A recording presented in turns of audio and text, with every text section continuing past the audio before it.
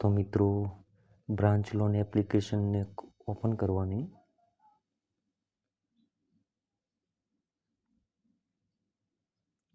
બરાબર,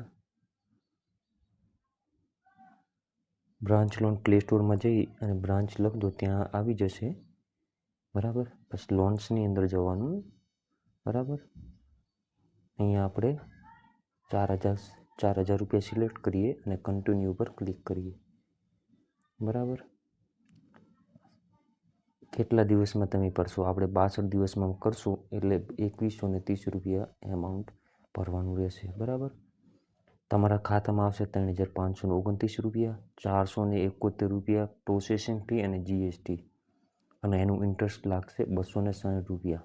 બરાબર, એટલે મિત્રો કહું કે બ્રાન્ચ લોન એપ્લિકેશનમાં 4-5 હજાર રૂપિયા તમે લેશો ને, તેમાં જીએસટી, પ્રોસેસિંગ ફી, ઇન્ટરેસ્ટ એ વધારે લાગશે.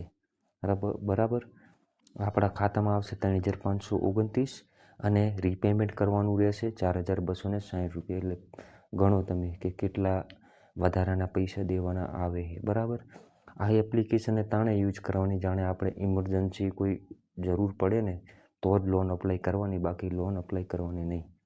બરાબર, તે પછી આ કન્ટિન્યુ હોય ને તેના પર ક્લિક કરશું.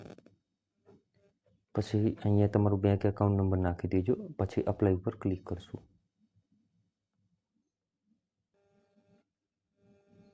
અહીંયા તેમની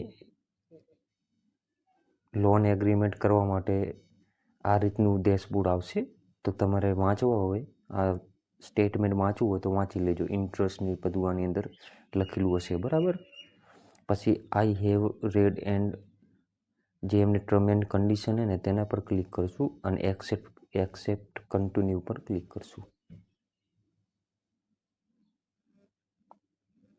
બરાબર, સક્સેસફુલ રીતે લોન અપ્લાય થઈ જઈએ એટલે 12 કલાકની અંદર આપણા ખાતામાં પૈસા આવી જશે. બરાબર, જુઓ મિત્રો, આપણા ખાતામાં 3,529 રૂપિયા આવી ગયા છે. બરાબર, એટલે કોઈ પણ મિત્ર હોય, જુઓ મિત્રો આવી ગયા, આપણા ખાતામાં આવી ગયા 4,260 રૂપિયા. આપણે રીપેમેન્ટ કરવાનું છે. આ ટ્રાન્ઝેક્શન છે કે આ કરશો ને મિત્રો તો લોન મળી જશે. પણ આની અંદર ઇન્ટરેસ્ટ ને જીએસટી અને વધારાના ચાર્જસ ઘણા છે મિત્રો. તો જોઈ વિચારીને જ આવી એપ્લિકેશનનો ઉપયોગ કરજો.